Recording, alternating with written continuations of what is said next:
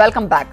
ನಟಿ ವೈಷ್ಣವಿ ವಿದ್ಯಾಭರಣ ನಿಶ್ಚಿತಾರ್ಥ photo viral ಆಗಿದ್ದು, ನಿಶ್ಚಿತಾರ್ಥ ಫೋಟೋ ವೈರಲ್ ಬೆನ್ನಲ್ಲೇ ಆಡಿಯೋ ಬಾಂಬ್ ಒಂದು ಬಂದಿದೆ. ವಿದ್ಯಾಭರಣ ವಿರುದ್ಧ ಅನಾಮಧೇಯ ಯುವತಿ ಆರೋಪವನ್ನ ಮಾಡಿರುವಂತಹ ಆಡಿಯೋ ಬಾಂಬ್ ಒಂದು ಸಿಡಿದಿದೆ.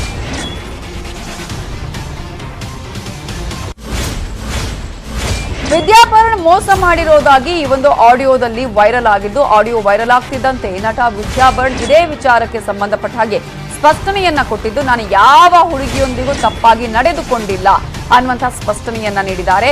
ಹೆಸರು ಹೇಳಲು ಧೈರ್ಯ ಇಲ್ಲದ ಯುವತಿ ಒಂದು ಆರೋಪವನ್ನ ಮಾಡ್ತಿದ್ದಾಳೆ.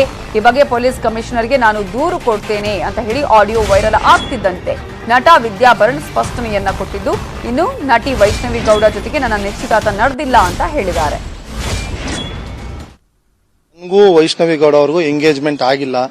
ನಾನು ಈಗ 2 ದಿವಸದಿಂದ ನೋಡ್ತಾ ಇದ್ದೀನಿ. ನಾನು ಶಿರ್ಡಿಲಿದ್ದೆ. ನಾನು ಅದಕ್ಕೆ ನೆನ್ನೆ ಯಾರ ಹತ್ರ ಇವರು ಬರೀ 10 ಜೆರ್ಸಿ ಹಸುಗಳಿಂದ ವರ್ಷಕ್ಕೆ 18 ಲಕ್ಷ ಸಂಪಾದನೆ ಮಾಡ್ತಾರೆ. ನೀವು ಕಲಿಬೇಕಾ ಅವರಿಂದ? ಫ್ರೀಡಮ್ ಆಪ್ ಅನ್ನ ಈಗಲೇ ಡೌನ್ಲೋಡ್ ಮಾಡಿ. ಮಾತಾಡಕ್ಕಾಗಿಲ್ಲ. ನೆನ್ನೆ ನೈಟ್ ಬಂದಿದ್ದು ನಾನು.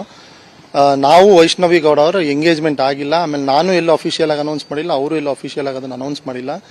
ನಾನು ವೈಷ್ಣವಿ ಗೌಡ ಅವರು ನಾನು ಕೂಡ ಒಬ್ಬ ಆಕ್ಟರ್. 2018 ನಂದು ವಿರಾಜ್ ಮೂವಿ ರಿಲೀಸ್ ಆಗಿದೆ. 2016 ನಾವು ಚಾಕ್ಲೇಟ್ ಬಾಯ್ ಅಂತ ಒಂದು ಮೂವಿ ಮಾಡಬೇಕಾಗಿತ್ತು. ನಾನು ವೈಷ್ಣವಿ ಗೌಡ ಇಬ್ರು ಒಟ್ಟಿಗೆ ಮಾಡಬೇಕಾಗಿತ್ತು. ಅದು ಆಕ್ಚುಲಿ ಅನೌನ್ಸ್ ಕೂಡ ಆಗಿತ್ತು, ಬಟ್ ಅದಾಗಿಲ್ಲ. ಸೊ ಆಗಿಂದ ನಮ್ದು ಫ್ಯಾಮಿಲಿಯಲ್ಲಿ ಗುಡ್ ರಿಲೇಶನ್ಶಿಪ್ ಇತ್ತು. ನಮ್ಮ ತಂದೆ ಅವ್ರಿಗಿರ್ಬೋದು, ಅವ್ರ ಫ್ಯಾಮಿಲಿಗಿರ್ಬೋದು. ಇದೆಲ್ಲ ಯಾವಾಗ ಒಂದು ಸ್ವಲ್ಪ ಹಿರಿಕರಿಗೆ ಇವ್ರಿಗೆಲ್ಲ ಗೊತ್ತಾಗಕ್ಕೆ ಸ್ಟಾರ್ಟ್ ಆಯ್ತು. ಇವರು ಈಗ ನಮ್ಮ ಹಿತಶತ್ರುಗಳು ಯಾರಿದ್ದಾರೆ, ನಮ್ಮ ತಂದೆ ಬೆಳವಣಿಗೆ ಅಥವಾ ನಮ್ಮ ಫ್ಯಾಮಿಲಿ ನೋಡಿ ಯಾರು ತುಂಬಾ ಹೊಟ್ಟೆ ಹುರ್ಕೊಂತ ಇದಾರೆ, ಅಥವಾ ನಾನು ವೈಷ್ಣವಿ ಗೌಡನ್ನ ಮದುವೆ ಆಗ್ತೀನಿ ಅನ್ನೋದನ್ನ ತಿಳ್ಕೊಂಡು ಯಾರು ಹೊಟ್ಟೆ ಹುರ್ಕೊಂತ ಇದಾರೋ ಅವ್ರ ಐಡೆಂಟಿಟಿನೇ ಇಲ್ಲದೆ ಅವರು ಒಂದು ಆಡಿಯೋ ಮಾಡಿ ಈ ತರ ನಮ್ದು ಫೋಟೋಸ್ನೆಲ್ಲ ಏನಿತ್ತು ಇದನ್ನೆಲ್ಲ ಮೀಡಿಯಾಗೆಲ್ಲ ಶೇರ್ ಮಾಡಿ ಈ ತರ ಎಲ್ಲ ಫೇಕ್ ನ್ಯೂಸ್ ಕೊಟ್ಟು ಈ ತರ ಎಲ್ಲ ತುಂಬಾ ರಾಂಗ್ ಮೆಸೇಜಸ್ ನ ಸ್ಪ್ರೆಡ್ ಮಾಡ್ತಾ ಇದ್ದಾರೆ.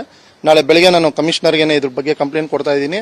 ಆಮೇಲೆ ಈ ಆಡಿಯೋ ಯಾರು ಮಾಡಿದಾರೋ ಅವ್ರಿಗೆ ನಾನು ಲೀಗಲ್ ಆಗಿ